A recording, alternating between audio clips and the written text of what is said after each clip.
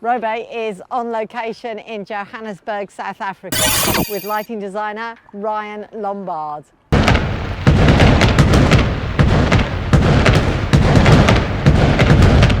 How do you know this location? So this is actually my first time on the location. We're currently setting up for production in here. I'm not sure if I'm allowed to share what it is, but it is an exciting production. And I thought this would be the ideal location to show what I do. This is my natural habitat, so it just makes sense to do it here. It's an interesting place, that's for sure, but we're actually going to take a little step back in time and talk about when you first started getting interested in lighting and why that happened. Like, was there a eureka moment or something? Something similar to that, yes. So how old were you at the time and what was going on in your life? I was 20 years old. I was in my second year of studying for a sound diploma. And I was nearing the end of my sound diploma and I needed to find work. Everything in my life had been planned up to a certain point and I had to now find my own way. Yeah. So at the end of my studies, I was fortunate enough that a colleague of mine was working on Big Brother, and I got wind of this and then asked him, hey, I need a way in. Please, can you get me involved with this? I'd love to learn. I'd work for free. Can you go vouch for me? Next weekend, I was involved in with a production company that set up Big Brother. We went there, we set up the sound, what I was studying for, and then I saw the lights. When we set up the lights, it only occurred to me then, it's obvious now, but looking back, I had no idea that lights even existed and that you needed them for every production. I learned about park cans, I learned about 2K Fresnels, I learned about moving lights, and my head was just spinning. How does this work? I don't understand. This is all this new technology. And it was very interesting. I know they can change colors, you can change the intensity on them, they can move around.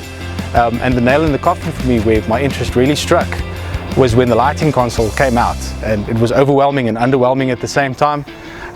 You can manipulate what the lights are doing. And from there I was just dead set. I had to learn how this technology works. And to this day I'm still learning about lights every day. And that was it, you were done with sound at that point? Yeah, it was a slow transition, but it was a very high impact moment, yes. After that Big Brother production, what was your sort of way to becoming a professional lighting person?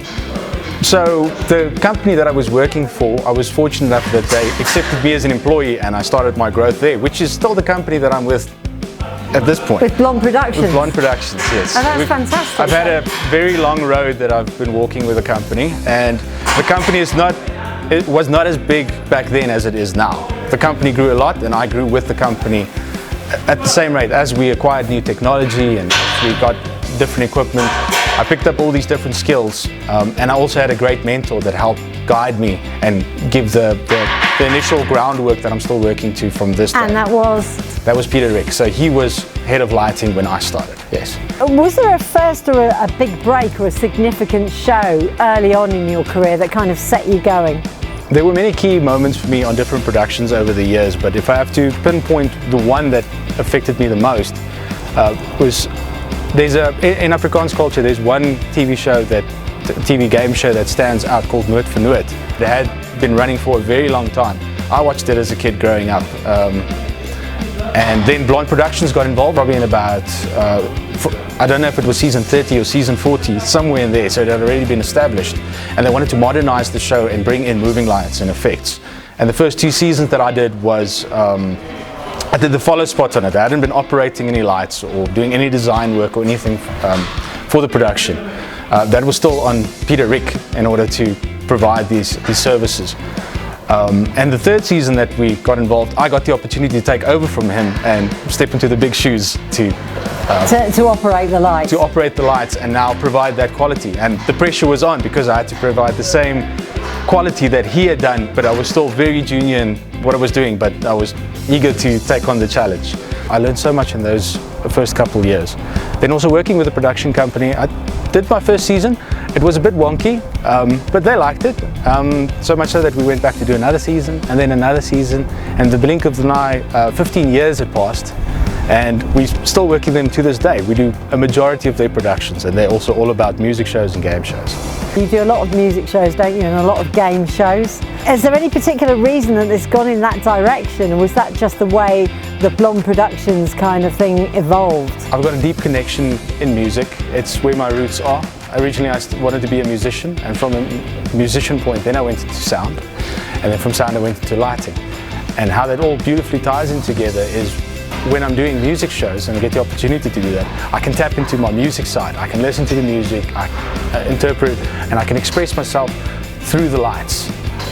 And I feel I can tell the story really well by utilizing lights in order to create the picture, to create the story. By creating the story and the visual effects like that, I think that's also grown Blond into that direction. I'd like to believe that that's also how we get some of the clients and retain some of the clients like that. What specifically do you like or enjoy about lighting for the television world? It's the perfect balance of creativity and technical ability. I find that it's just hard enough to do to keep your interest in it. You can never be satisfied with the equipment and things you have in front of you. The more tricks and tools you learn, the more you want to apply the new techniques that you find. And that relates directly to your creative expression. You find more ways in order to make sure that the vision in your head can come out technically in front of you. Sure. You often get to collaborate with set and video designers. Yes, although it doesn't happen on every production, we have over the years gotten very close bonds to certain set companies. For instance, I work a lot with Michael Gill from MGD, and I love working with him because it's such a good collaborative effort.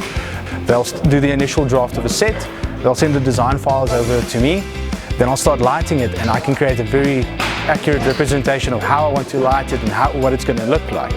And then it'll go to them, and then they'll also give their input again, and we'll keep going backwards and forwards, just improving the product constantly till we get to site. We know exactly what we're doing, and then that synergy is just beautiful. Walking onto set and seeing what we had envisioned in front of us. It's also nice working with somebody like Michael who knows exactly how a lighting person will want to look at the set. He's phenomenally good at that. No, I love working with him in that regard. Tell me a little bit about The Masked Singer, the latest edition of which you have just finished lighting. It's the second season of Masked Singer that we did now. It's such a world-class production. It has a lot of challenges, which I really enjoy doing. It's not just about, from outside, it's not just about lighting the people and interpreting the music and creating the effects. We also get given digital content that we have to put on the screens that are run through media servers that are also connected to the lighting console. We also do projection mapping on the masks. We've got Unreal Engine that we run on LED walls behind the masks in order to do nice digital virtual set extensions. And then also there's just the pressure of the amount of time that you could give to reach all the different requirements of the production. And usually when you work on a lighting show like this, there's one lighting designer, there's one operator, so it can be quite solitary. But this time I was fortunate enough to do a collaborative effort with Joshua Cutts. So we worked together on the lighting design, we looked at it, we enhanced it. We looked at the lighting programming. I picked up a lot of tips and different things from him.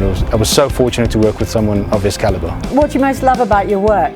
I enjoy the artistic freedom that I get from it. Being a musician at heart and having a deep passion for music and just being a creative person in general. From music, where you can create music and enjoy the product you've created, to creating sets or virtual environments and showing that to people, which is another creative outlet. Lighting wise, it's so much freedom that you have. You work within the limitations and seeing what beauty you can create from it. It's amazing to be able to do this on a daily basis, just this constant creation. Looking back over your career, are there any highlights or special moments that you can talk about? No, except for this moment here, usually we spend our time behind the camera, on the other side, behind the camera. And recently I had finished another production, same company that Nerd for Nerd. We did a show called Fundies, which is all about general knowledge. So contestants get pitted against each other and see who knows the most. On this production, they usually, every episode, there's a skit between the two presenters where they have to, where they present a fact, and they do it in a skit form.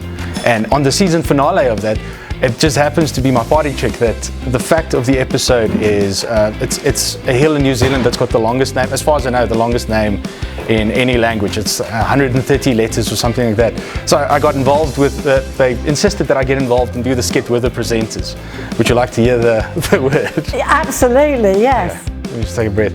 Tāmata wakatangi ang au meteor turi pukaka kapiki moang horo nukupukai when you akatana taho. That is really impressive. And how long did it take you to learn it? Oh, I was very bored in high school. It was a fact sheet that popped up and had nothing better to do. And it just stuck. I've got no idea if the pronunciation's right, but most of the letters are there, so. That's brilliant. That's a good memorable moment as well.